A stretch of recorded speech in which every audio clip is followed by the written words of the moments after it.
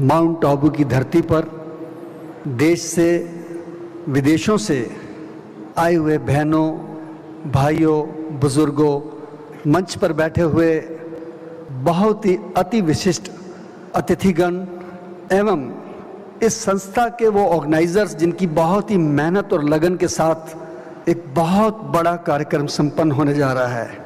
मुझे खुशी है कि बहुत ही बड़ी बड़ी विभूतियां राजनीतिक इस मंच से आपको अपने जीवन का ज्ञान दे के गए, राजनीतिक भी, सामाजिक भी और धार्मिक भी। और इसी मंच पर डॉक्टर्स, मीडिया और कुछ सामाजिक लोगों को भी समय दिया गया। सुधांशु जी जैसे बहुत ही अच्छे व्यक्तित्व, बहुत ही अच्छे प्रवक्ता जिस मंच पे बैठे हों, मुझे लगता है कि आप बहुत ही खुश नसीब हैं जिन्होंने सुना। मेरे जैसे तुच्छ व्यक्ति को, जिसका काम उस डिग्री का था जिसको को हाथ लगाने को तैयार नहीं था, वो था कोविड के उस भयानक समय में उन लाशों का दाह संस्कार करना जिनको कोई हाथ लगाने को तैयार नहीं था। ये काम हम पिछले 25 साल से कर रहे थे। कभी सोचा नहीं था कि देश के अंदर इतनी बड़ी त्रासदी आएगी। जरा याद कीजिए पिछले 2.5 साल जब आपस में हम शक्ल देखने को मोहताज थे, किसी को आवाज़ से और किसी को आंखों से पहचानते थे। और उस समय को याद कीजिए जब वो भयानक समय आया तो सबके टेलीफोन बंद हो गए। समाज के लिए कोई आगे आने को उस समय तैयार नहीं हो रहा था जब लोगों की लाशें घरों के अंदर पड़ी हुई थी। वो शक्ति ईश्वर ने दी। बिल्कुल ठीक कहा भाई साहब ने कि ध्यान लगा के काम करो तो ईश्वर खुद आता है, लेकिन शक्ति ईश्वर देता है। वो शहीद भगत सिंह सेवा दल को शक्ति मिली और 4200 से ज़्यादा जो डेड बॉडी को क्रिमेट करने का ईश्वर ने मौका दिया, वो हमारी शक्ति नहीं थी।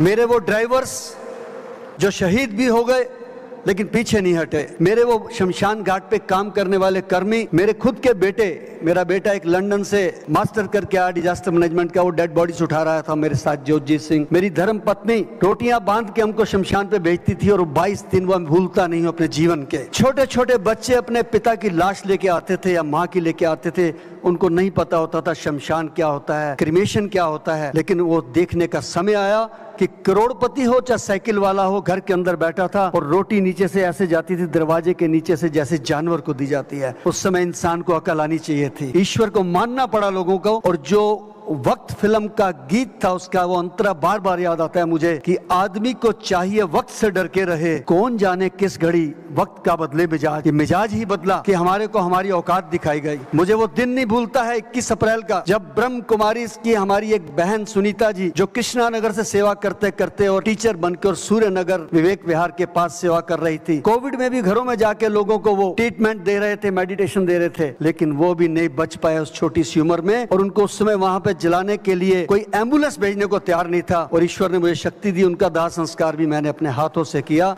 मैं अपने आप को धन्य समझता हूं। और मेरे लिए वो 26 अप्रैल का दिन नहीं भूलेगा कि रात के 2:30 बजे जब सारी दुनिया सो रही होती है, एक ऐसी शख्सियत थी जिसने मुझे फोन किया और क्या कहा उन्होंने एक लफ्ज के अंदर कि शंटी जी, आपको हम टीवी पे लाइव देख रहे हैं, पूरा देश आपके साथ है, आप इसी प्रकार सेवा करते रहिए, ईश्वर आपको और शक्ति दे, जय हिंद। और वो व्यक्ति थे नरेंद्र मोदी जी, भारत के प्रधानमंत्री। अगले दिन मुझे फोन आया उपराष्ट्रपति जी की, वेंकैया नायडू जी का, जिन्होंने बहुत ही अच्छे अल्फाजों में मुझे कहा कि शंटी जी, आपने गुरु गोविंद सिंह जी की उस कहानी को सत्य कर दिया कि 1.25 लाख से एक लड़ाऊं, चिड़ियों से मैं बाज लड़ाऊं, तबे गोविंद सिंह नाम कहाऊं। आपने सिख कौम का नाम रोशन किया।